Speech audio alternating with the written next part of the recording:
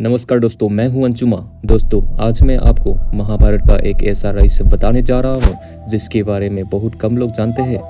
ये कहानी है एक ऐसी स्त्री की जिसे ग्रंथों में राक्षसी कहा गया, लेकिन क्या वो सच में राक्षसी थी या फिर वो किसी प्राचीन ट्राइबल किंगडम की वीर रानी थी? और क्या वजह है कि आज भी असम और नॉर्थ ईस्ट इंडिया की कई ट्राइबल लोग, खासकर बोडो पीपल, उन्हें अपने एसेंट्रल मेमोरी से जोड़कर देखते हैं?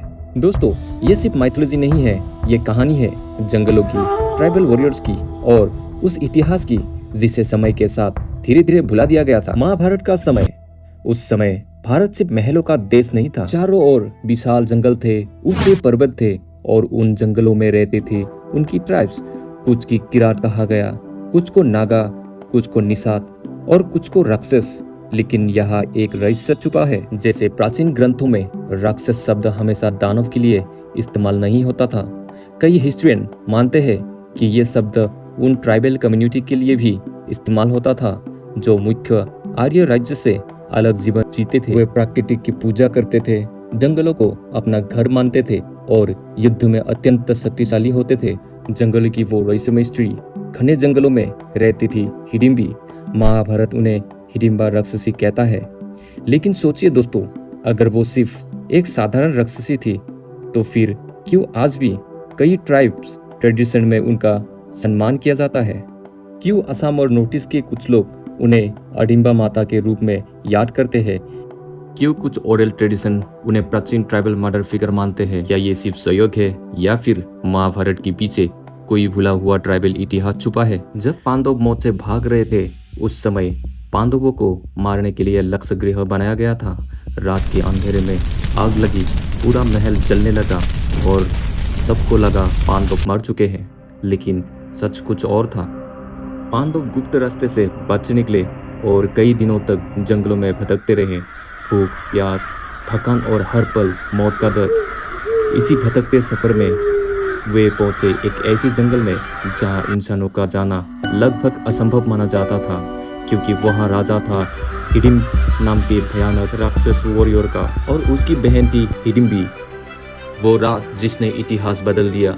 जंगल में गहरी रात थी, चारों ओर सन्नाटा था, सिर्फ हवा की आवाज और दूर कहीं जंगली जानवरों की चीखें। तभी हिडिम को इंसानों की गंध महसूस हुई। उसने अपनी बहन से कहा, जाओ उन्हें पकड़ कर लाओ। लेकिन जैसे ही हिडिंबा वहाँ पहुंचे, उन्होंने पहली बार भीम को देखा। विशाल शरीर, सिंह जैसे आंखें और अपने परिवार का रक्षा करते हुए एक योद्धा। कुछ पल के लिए समय जैसे रुक गया। कहा जाता है उसी क्षण हिडिंबा का हृदय बदल चुका था। जब हिडिम को सच्चाई पता चली तो वो क्रोध से पागल हो उठा। फिर शुरू हुआ महाभारत का एक भयंकर युद्ध। धरती कांपने लगे, पैर टूटने लगे, जंगल में जानवर भागने लगे। भीम और हिडिम घंटों तक लड़ते रहे, लेकिन अंत में भीम विजयी हुई और उसी रात इतिहास बदल गया। एक ऐसी विवाह जिसने दो दुनियाओं को जोड़ दिया। हिडिंबा ने माता कुंती से कहा, मैं भीम से प्रेम करती हूँ। माता कुंती ने अनुमति दी और फिर हुआ महाभारत का सबसे अनोखा विवाह। एक तरफ हस्तिनापुर का राजवंश और दूसरी तरफ जंगलों की ट्राइबल वॉरियर वुमेन। ये सिर्फ प्रेम नहीं था, बल्कि दो अलग सभ्यताओं का मिलन था। कुछ समय बाद जन्म हुआ घटोत्कच का। उसका शरीर पर्वत जैसा विशाल था, उसकी शक्ति साधारण नहीं थी और रात में उसकी ताकत कई गुना बढ़ जाते थे। वह उड़ सकता था, रूप बदल सकता था और अकेले पूरी सेना को हिला सकता था। उसमें दो विरासतें थी, पांडवों का वीर रक्त और जंगलों की ट्राइबल वॉरियर की अद्भुत शक्ति। कुरुक्षेत्र युद्ध में जब कौरव सेना भारी पड़ने लगे, तब श्री कृष्ण ने कहा, अब समय आ गया है घटोत्कच को बुलाने का। और फिर रात के युद्ध में घटोत्कच प्रलय बनकर उतरा।